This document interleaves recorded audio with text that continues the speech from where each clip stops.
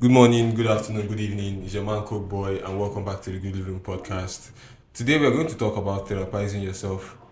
Therapizing yourself is doing therapy for yourself, whatever issue you might have in your life that makes you need therapy. This is just for you to do it yourself. And I've done this myself for a while to myself. And if I seem happy, content, and like level-headed most of the time, it's because of how I'm able to therapize myself most of the time. And that's exactly what therapizing is, and that's how I use it. But just to explain further what it is, it is the formula you use to find out the origin of the problems you have in your life, and then from there you can pick up on solutions that you can use against those problems, and that's exactly what it is to therapize yourself. And a lot of people just go through life without even wondering why certain things are the way they are, without questioning anything. They just let life carry them.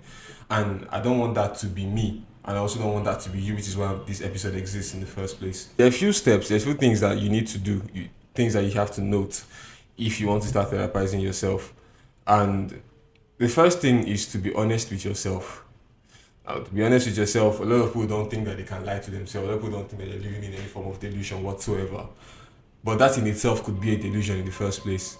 And you don't know, and you would never know if nobody tells you. I'll give you an example of people who lie to themselves. For example, if you think, you know, there is a certain way that you are being perceived by people, and because of that, maybe that feel good feeling that people perceive you in this way, you forget that you are not perfect, and you forget that there's a side to you that exists that these people do not know about. This is why they perceive you the way they perceive you. If you're honest with yourself and you're honest with them completely, or they knew everything about you, they wouldn't have the respect they have for you. They wouldn't have the, whatever feeling that it is they get from seeing you. You wouldn't have that. Being honest with yourself is like, as a girl, if you look in, forget all the things that all the pictures on your Instagram and all the pictures on your social media, you might know that you're beautiful.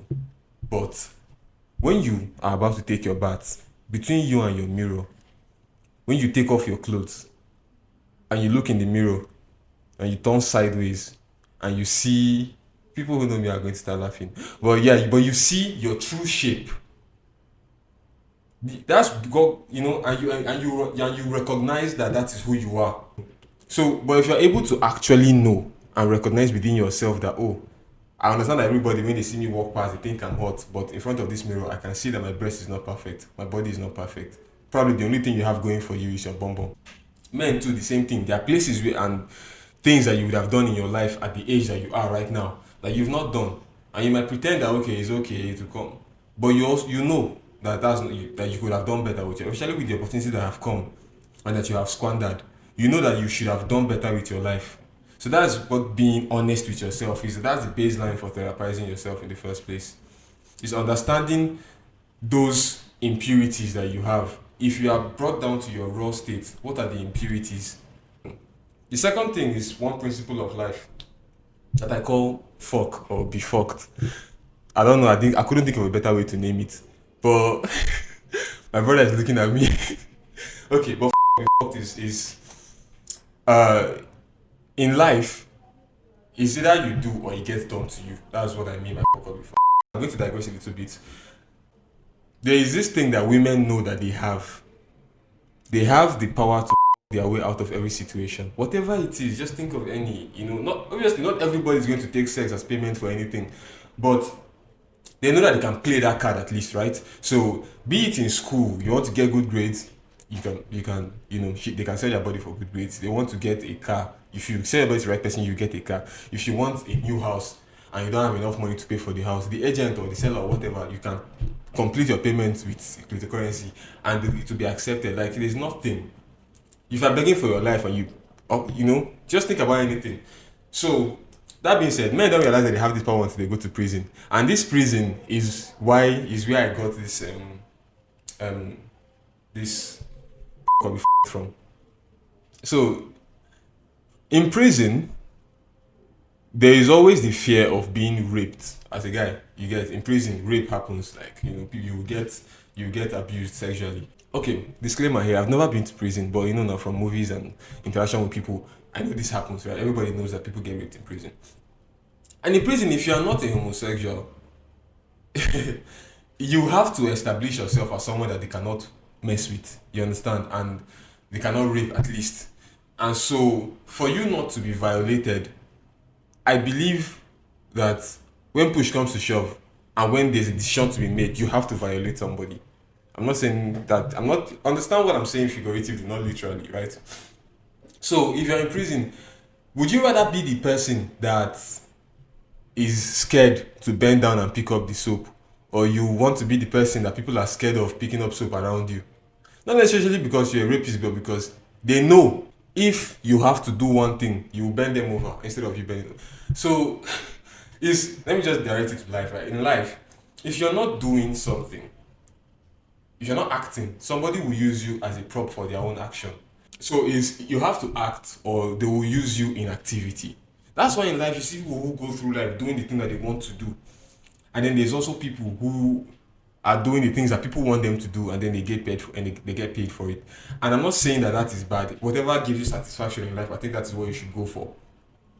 But at the end of the day, if you know that you're not happy or satisfied being a tool, then you have to change up and now be the one that is taking action. That's just what I'm trying to say. So for you to therapize yourself, you have to put yourself in a place where you're comfortable with what you're doing, comfortable with your life, and being honest with yourself will help you realize this. Will help you realize if you're actually being or you're. Welcome to the Good Living Podcast. Another thing you have to realize is that nobody cares. I mean, literally, nobody cares for you or your life or your existence or your plans as much as you do. Nobody will ever care in life as much as you do. And you can say, okay, all these people that used to start one research and then die and leave it, and other people pick it up. They pick it up for personal gains. They pick it up because of what they see that picking it up can do for them, not for the person that died. So everything you care about and everything you care about doing with your life is your responsibility, 100%. And this is one of the reasons why I'm very, very appreciative of every like, every comment, every view I get on social media, on whatever I post, because I know that people took time out of their lives to pour into my own life, either by viewing my stuff or by commenting on my stuff. So shout out to everybody who is watching this right now. The only people that really do care about your life anywhere close to as much as you do would be family members, especially your parents, the people that brought you into this world. The only ones who feel that pure sense of responsibility for you. Aside that, is all you. Is all you. If you want 1 naira today, it is your responsibility. There's nobody's responsibility that it is for them to give you 1 naira, as long as you're an adult. And then one of the main aims of therapy is to find out why you act the way you do, why your life is the way it is, why you feel the things that you feel, you know, and why you think the way you think. Just why are you who you are as an adult now? Why are you not this other person? Why don't you have the same mindset this other person has? And I think that's the baseline of therapy. And there's a method. I'm calling it the childhood method, but I think this is just the only way to find out. Not only childhood, because childhood doesn't solve everything. Shit. Everything that you are today has a foundation, and everything that you feel like you can do or you cannot do, there's a reason why for that. Personally, I do not think anything in this world happens by chance.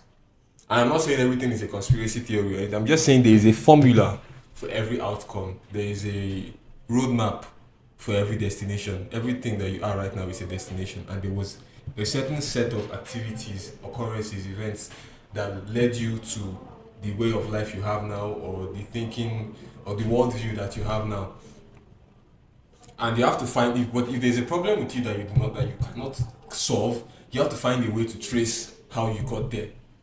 For example, I don't steal. I can never steal. Stealing is just I can there are different crimes that I might be able to commit here, but stealing is not one of them. And I started thinking to myself, why is it so? Because I didn't really think about it or ask myself this question until recently, where I had dealings with somebody and then they were kind of insinuating that I stole from them, and different times where I've had situations where we're in a room, plenty of us here, and then somebody. I'm just going to go out and say it as honestly as I can. So there's a situation where I was in a room. We used to live in the room together. It was a short period of my life though, but I used to live in the room together with a lot of people, about 5 of us now. There are some of us who already had money then, and then some of us who didn't have money. And occasionally with boys would like borrow clothes, you know. Borrowing clothes was not really my thing, but I had borrowed clothes from this person. And when any of his items would go missing, yeah, there were always two suspects, me and the other guy that didn't really have money. And not that they would put it in my face and like accuse me like that, but he would say it's either you or you, like me or the other guy, or between three of us. And I hated the fact that they would put me in that category.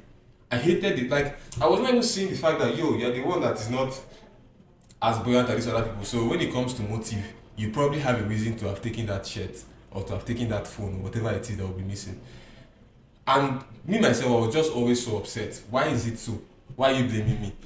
And I couldn't see why. And I asked myself, wait, why am I even always upset? Why do I think I could never steal? Why is it said that I can never steal? And then I now went back to start thinking, have I stolen before? And I remembered, I've stolen before. Oh, I've stolen. Jesus. So when I was younger, like should I say 13, 14, my mom had a shop. My stepmom had a shop. She still has that shop in Benin Links. And during holidays, as children would go over to the shop to help out. What I would do with our time, I would go to the shop and help out. And I used to pinch money from the shop. Every once in a while, pinch 100 naira, 200, I used to pinch money. And just for no real reason, just to um to buy airtime, call girls, just not to lack again, so I can buy sweet biscuit, whatever I needed. I think I don't want to ask anybody. But that was why I was pinching those money, and nobody ever found out. And then I got greedy. I'm summarizing the story heavily, but yeah, I got greedy, and then I used to swipe small money before 200. Day where there was heavy market or heavy traffic, I could pay 500 and nobody would notice. But like I said, I got greedy, and there was a time there was money there, and then I swiped 1k, 1,000 naira, and then they noticed. Now I'm saying they because my stepmom and there was also an auntie that used to be in the shop as well. So on average, it used to be like two or three in the shop every time. And then they noticed 1,000 naira is missing from here. They said, and I kept denying it. It's not me. I didn't take any money, and I can't remember where I hid that money. I can't remember if they searched me or not because stealing is not something that is a regular occurrence. It wasn't even ever an occurrence in my family or in my household. So I don't think they had it in them to search me from the shop. We went home. Mom told my dad, I'm the prime suspect. I got beaten that day, for me to confess that I stole this money. I denied it. Completely denied it. I didn't take this money. I didn't take this money. I kept begging. My father beat me properly that day. Denied it the entire day and then went back home. Went to my room. And the following day, and my dad has this habit where if he beats us as children and you're crying, when we were very, very small, he would console you after beating you.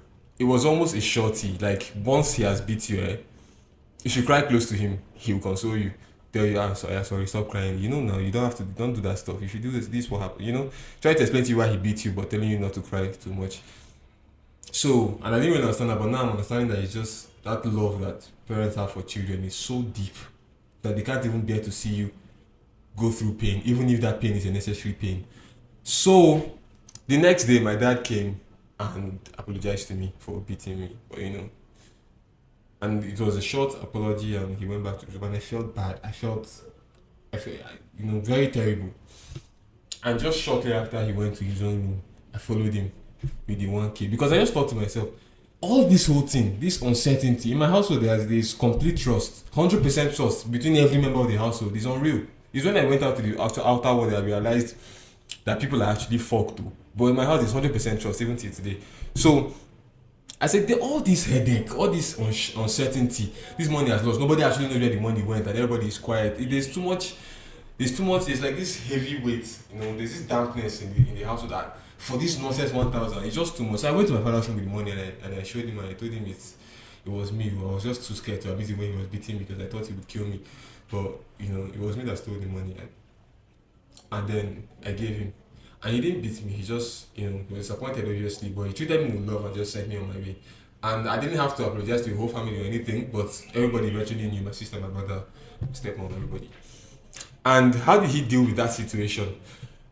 I said, as a child growing up in an African home, middle class African home, you don't have everything in access to, you don't have access to every single thing. If you see an ad for like mini me noodles on TV, you might ask your parents. Most likely they will say no if you ask for something immediately. I want daddy, I want a new piano. They will say no. But and that's the experience I was used to as well. Our beverages were not on the dining table for everybody to see. When we needed to make tea, my mom would go and bring it from wherever it is, and then we'll make tea and bread or whatever. And they started giving me this pity attitude where they would give me everything I wanted. Does she really want to eat bread? I let him have the bread. When I know personally, you cannot just go and eat anything you like. We have food. There's enough for breakfast. There's enough for dinner. It's just gluten that will make you want anything extra. And I always like to eat extra food since I was small. So they were indulging my gluttony, and I felt guilty with that. I was like, this is not. I feel like an outcast, even though they were giving me everything I wanted. And it was just that thing happened like within just the following week, within the space of a week. All of that died down, and I was reintegrated. But that made me feel really, really bad. Like I was not part of the family. Like they were pitying me, and I didn't like that feeling at all. And I don't know. Even it's until I thought about it. This is what therapizing yourself is. It's until I thought about it that I now realized, oh, this is why I never really feel the urge to take anybody's thing ever, because of that feeling. And this brings me to something: your formative years. We hear formative years. Is you understand even from the definition or from the nah, from the word itself, you understand what formative years are. It is the years that shape who you are as an adult. So whatever happens in your formative years are going to stick with you to old age, which is why parenting is like is the most important job on earth. Raising a child, because at the end of the day, majority of the earth is adults, and adults that are raised a certain way. And if you raise a million babies in a fucked up manner, you're going to have a fucked up world, because it was going to be filled of fucked up people. So that happened in my formative years, and that was the first time I was caught stealing, and that is how it was handled. And as far as I'm concerned, it worked. So what happens in your formative years could now impact your future. So whatever your problem might be, if you think about your first experience with that issue, how was it handled in your formative years? Then you can find a solution to it. You can find out, it was handled poorly, and that is why I'm still fucked up. Or you can realize, why would you never hit a woman? Some people beat women because let me digress a little bit here. Let me not digress, let me just say something different. People think therapy is like, I'm not trying to say once something happened in your childhood, this is how it's going to happen in your future. There's way too many variables that come together to form one trait that an adult has. So if somebody beats his wife as an adult, it's not because he saw his father beating his wife, his mom. That is why he grew up to start beating his own wife. There are people whose fathers were beating their mother, and they grew up and they said they would never touch a woman. There are people whose fathers were beating their moms, and they grew up and they were beating their own wives too. So there's a combination of different things. Just that one thing could be the baseline thing. The things that you might be dealing with as an adult now, if you have an addiction to kleptomania, if you're kleptomania, you have an addiction to stealing, you can think about the first time you stole. How was it handled? Or were you getting away with stealing so much? Or was it encouraged? Is that why you are where you are now? Just ask questions about the origin of the problems you have.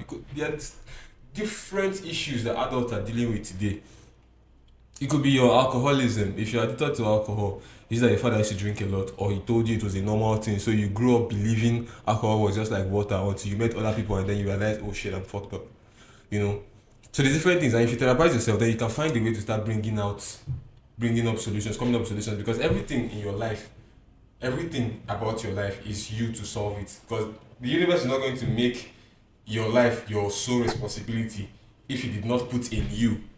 Let me not say let me say God. God did not make you responsible 100% for your own life if he did not put in you enough to guide your life to a satisfactory end for you. So you have it in you to solve all the problems you have. It's just, would you do it? Would you think about the ways? Because you also have the thinking faculty to be able to list out solutions, or you have problem solving skills. If you're going to put them to use, you will solve all your problems. It's facts. If you're going to put your problem solving skills to use, you will solve all your problems. People just don't do that, and that is why they end up having problems until they die. So therapizing yourself is looking back at how your problem started and finding the roots, especially if it's a behavioral problem. Everything, if you start, what I'm trying to digress to something, to a very, very far topic. I want to say stammering, Jesus Christ, no method. So you can use this method in every ramification of life, in every way. So your formative years are extremely important, and formative years are not your early. There's no time frame for your formative years. And people say, okay, 0 to 10 are the formative years, 10 to 20 are the formative. No, it depends on the experiences, right? Your formative years for how you eat, how you walk per se, could be in your earlier years. But how you deal with relationships, how you deal with friendships, those ones, your formative years is whenever it is that you first started experiencing stuff like that. For example, there are people who will tell you, all men cheat, all men cheat. And it is because in their formative years, it was already, a child is like a blank paper. And experiences is like ink on that blank paper, writing stuff. So I wish everybody could just say whatever they are saying and put in my experience as the prefix. So whatever it is that anybody is telling you, oh, Chinese people are racist. In my experience, Chinese people are racist. In my experience, all men are cheats. In my experience, men are aggressive. In my experience, people are like. It would make more sense because it is you that has the experience, not anybody else. And some people's opinions on these matters are more um plausible. I was looking for a simpler word. Are more plausible than others because they have much more experience than you do. If I have met every single Chinese person on earth and I tell you Chinese people are racist, you believe me more. My word is holds more water than somebody who just went there, met only like 14 people and came back and told you that they're racist or they're not racist. You know. So that's how it goes. The same thing with every other aspect of life. So in your relationship, if you find it difficult to trust people in your life, is because the first time, from let's say you have 5 formative bags of trust, right? You have 5 bags of trust in your formative years. You have 5 bags of trust to use to form how your trust will be over the length of your life. So you give the first bag to this person, they tear it open, ruin it. You give the second bag to this person, tear it open, ruin it. You give the third bag, they keep it safe. You give the fourth bag, tear it open. Give the fifth bag, tear it open. Your trust scale is 1/5. It means everybody you meet, you're going to start off with them with a 1/5 level of trust, and they have to do a lot to earn that 5/5. To earn your complete trust, they have to do a lot. Meanwhile, that's how it is. Somebody who gave everybody in the first 5 people they gave trust to, all of them guarded it. They trust those people till this day. When they meet new people as adults, from the 6th person they start entrusting, giving trust to, and that person fucks them up. Oh, it's going to be so painful. But still, they already used to trusting people early. So they say, my problem, I too they trust people quick, And people are not trustworthy, but you keep trusting them quick. Why do you think that is? It's because your first formative bags of trust were all secured successfully. And so this is new to you, but you cannot go back and change it. And it's the same thing with every other experience. Think of it as the same thing with relationships. People don't like love, they don't like relationship, they don't want to get entangled because they got into a first relationship, it did them dirty. Got into a second relationship, it did them dirty. So out of the 5 relationships they got in, maybe only one worked and maybe the person died, or to something tragic. So they just don't want to even hear about it. And it's not because they are bad people or relationships are actually bad, but it's their experience. And that is what makes everybody. So I'm not here to actually do therapy for you. I'm just here to show you how you can do it for yourself and how that can help you solve all your problems and keep you level-headed, keep you happy, content, and satisfied most of the time because you know the root of all your problems. And you know what they say. Finding the problem is half the solution. So that's that. But I'm not going to leave you without telling you why you should do this because obviously, why are you going to listen to Coke Boy? I don't have any degree in like therapy or anything like that. I just felt like this is going to help. But why you should do this? One, it makes you a better person.